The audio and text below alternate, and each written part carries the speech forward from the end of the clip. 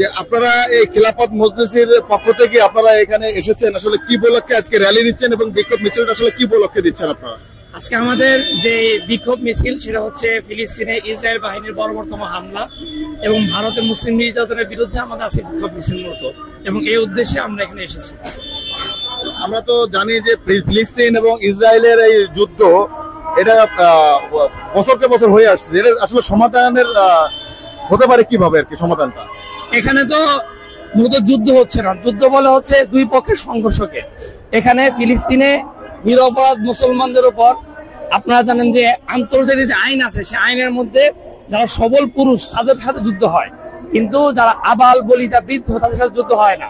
এখানে যদি কেউ বলে যে ফিলিস্তিন এবং ইসরায়েলের সংঘর্ষ, সম্পূর্ণ মিথ্যা তথ্য। এখানে ফিলিস্তিনের উপর একতরফা ভাবে তারা বর্বরতম হত্যাযজ্ঞ চালাচ্ছে এবং এর জন্য কার্যকরী পদক্ষেপও ছিল। যুদ্ধ চুক্তিও হয়েছে, যুদ্ধ বন্ধ হয়েছে, অনেক চুক্তি বিনিময় হয়েছে, বন্দি বিনিময় আপনারা দেখেছেন, কিন্তু ইসরায়েল এই চুক্তিকে ভঙ্গ করে গত কয়েকদিন আগে ফিলিস্তিনের উপর ভোর রাত্রে সাহারির সময় তারা এই হামলাটা করেছে। তো আমরা যতই এখানে চুক্তিবদ্ধ হই না কেন, যতই তাদেরকে সাপোর্ট দেয় না কেন, ইসরায়েল এখানে মূলত চুক্তি ভঙ্গের মাধ্যমে তারা বুঝাইয়া দিয়েছে তারা মূলত শান্তিপ্রিয় না। আর কেউ যদি শান্তিপ্রিয় না হয়, আপনি নিজে আগ বাড়িয়ে তার সাথে শান্তি চুক্তিতে লিপ্ত হতে পারবেন না। সেক্ষেত্রে এটা সমাধানের পথটা কিভাবে দেখছেন আপনারা? এটা সমাধানের পথ হচ্ছে যদি সমস্ত মুসলিম কান্ট্রি, যে আমরা জানি বিশ্বের মধ্যে 57 মুসলিম কান্ট্রি আছে, সেই মুসলিম কান্ট্রি মুসলিম প্রধান যারা আছে তারা যদি ঐক্যবদ্ধভাবে ওআইসির মাধ্যমে একটি জোরালো ভূমিকা পালন করতে পারে, তাহলে আমরা আশাবাদী যে ইসরায়েলের কিছুটা হলেও টনক নড়বে ইনশাআল্লাহ। সেক্ষেত্রে মনে করেন বাংলাদেশ সরকার বর্তমানে একটা পদক্ষেপ যদি মনে করেন নিয়ে থাকে, সেটা হচ্ছে যে বাংলাদেশ থেকে যদি ফিলিস্তিনের পক্ষে হয়ে কিছু যোদ্ধা পাঠায় তাদেরকে পাশে দাঁড়ানোর জন্য তাদের ফিলিস্তিনের, সেক্ষেত্রে আপনারা কি প্রস্তুত কিনা? যদি বাংলাদেশ সরকার ফিলিস্তিনের পক্ষে দাঁড়ানোর জন্য, শুধু ফিলিস্তিন নয়, বিশ্বের যে কোনো প্রান্তে যে কোনো মুসলমানের পক্ষে দাঁড়ানোর জন্য বাংলাদেশ সরকার যদি আহ্বান করে, তাহলে সর্বপ্রথম বাংলাদেশে আপামর তৌহিদি জনতা এই সরকারের পাশে থাকবে এবং এই সরকারকে যত ধরনের সাহায্য করা দরকার বাংলাদেশে আপামর তৌহিদি জনতা, আমরা বিশ্বাস করি তারা প্রস্তুত আছে এবং আমরাও প্রস্তুত আছি। জানেন যে ফিলিস্তিন আর ইসরায়েল মধ্যে একটা চুক্তি হয়েছিল, শান্তি চুক্তি হওয়ার পরেও আবার ইসরায়েল এটাকে ভেঙে আবার তাদেরকে হামলা করেছে তাদের উপরে। সেক্ষেত্রে আসলে কেন করেছে বা কি কারণে করতে পারে?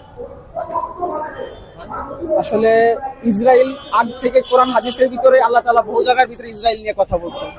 আর ইসরায়েল একটা গাদ্দার জাতিটা আল্লাহ রাসূল সাল্লাল্লাহু আলাইহি ওয়াসাল্লাম জামানা থেকে না, দুনিয়ার সৃষ্টি লগ্নের মানুষ যখন দুনিয়াতে আসে, আর আসার পর থেকে যখন ইসরায়েলের বংশ বিস্তার হয়, তখন থেকে তারা গাদ্দার জাতি হিসাবে পরিচিত সমাজের ভিতরে, রাষ্ট্রের ভিতরে এবং সমস্ত উম্মতের ভিতরে। তো আমাদের এই যে ফিলিস্তিন ভাই বোনদের উপরে যে নরমাম নির্যাতন চলতেছে, ওই নির্যাতনের কিছুটা লাঘব হয়েছিল গত কয়েক মাস আগে একটা শান্তি চুক্তির মাধ্যমে, যেখানে বন্দি চুক্তি বিনিময় হয়েছিল।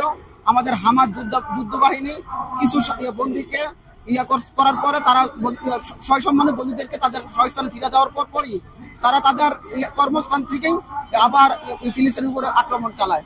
এটা মুসলমানদের সাথে একটা গাদ্দারি, মুসলমানদের ইমান আমলের উপর একটা গাদ্দারি। এজন্য বাংলাদেশ খিলাফত মজলিস, বাংলাদেশ হেফাজতুল ইসলাম সহ সমস্ত উলামায়ে কেরাম, কওমি উলামায়ে কেরাম এই যুদ্ধ চুক্তি ভঙ্গের তীব্র নিন্দা জানায়। আগামীকাল শুক্রবার বাইতুল মোকাররমে বাংলাদেশ হেফাজতুল ইসলাম বাংলাদেশের পক্ষ থেকে বিশাল কর্মসূচি আয়োজন করা হয়েছে এবং সারা বাংলাদেশে আমাদের মহাসচিব আজকে আমাদের প্রোগ্রামের ভিতরে বলেছেন, সারা বাংলাদেশে বাংলাদেশ খিলাফত মজলিসের পক্ষ থেকে সারা বাংলাদেশের কর্মসূচি দেওয়া হয়েছে। কেন আমাদের ভাই বোনদের উপর এরকম নির্যাতন চলতেছে? সেক্ষেত্রে এই যুদ্ধ তো এক দুদিনের না, বছরকে বছর শত শত বছর ধরে হয়ে আসছে, তাহলে সমাধানটা আসলে কিভাবে হতে পারে? আসলে এরা সমাধান কোরআন হাদিসে এইভাবে আছে যে আমাদের পবিত্র ভূমি আল আকসা যতদিন পর্যন্ত না আমাদের মুসলমানদের হাতে না আসবে, ততদিন পর্যন্ত আমাদের এই জিহাদ চলতেই থাকবে। এটা আমাদের সংখ্যাগরিষ্ঠ উলামায়ে কেরামের বরাতে আসছে। আর এটার সমাধান একমাত্র জিহাদের দ্বারাই মনে আমার শেষ হবে, কারণ ওরা গাদ্দার জাতি। আপনারা দেখেছেন, সাংবাদিকদের সারা বিশ্ব মিডিয়া দেখেছে আমরা বারবার মুসলমান বারবার তাদের সাথে এরকম ইয়া করার জন্য শান্তি চুক্তি করার জন্য বারবার গিয়েছে, কিন্তু তারা বারবারই শান্তি চুক্তি ভঙ্গ করে। তো এতে বোঝা যায় তারা শান্তি চুক্তি চায় না, তারা জিহাদ ফি সাবিলিল্লাহর দিকে মুসলমানকে দাবিত করতে চাইতেছে। আর আমার শেষ কথা হলো এটাই যে আমার মনে হয় যে জিহাদ ফি সাবিলিল্লাহ একমাত্র শেষ ঠিকানা। জিহাদ ফি সাবিলিল্লাহর দ্বারাই মুসলমানের মুক্তি, জিহাদ ফি সাবিলিল্লাহর দ্বারাই বাইতুল আকসার মুক্তি।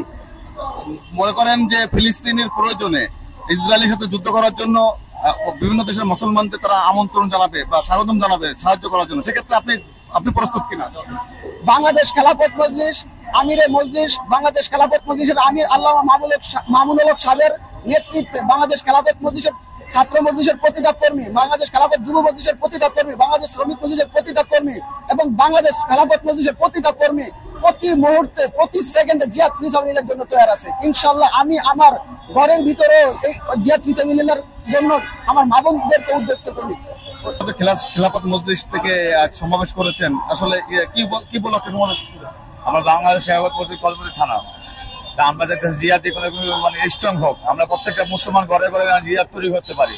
আর শহীদ জিহাদ হতে মানে বাংলাদেশ খেলাফত মজলিস প্রত্যেকটা ঘরে ঘরে হোক, সেই জন্য ইনশাআল্লাহ আমরা তৈরি আছি, বাবার জন্য প্রস্তুত আছি।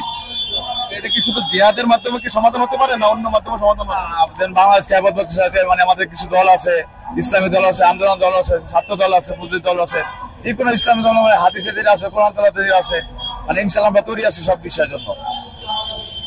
সেক্ষেত্রে যদি আপনার বাংলাদেশ সরকার যদি এখন একটা পদক্ষেপ নেয়, মনে করেন নিচ্ছে আর কি, সেটা হচ্ছে বাংলাদেশ থেকে বিভিন্ন ধরনের যোদ্ধা প্রয়োজনে আপনার ফিলিস্তিনের পক্ষে ফিলিস্তিনের হয়ে যুদ্ধ করবে ইসরায়েলের সঙ্গে, সেক্ষেত্রে আপনারা প্রস্তুত কিনা?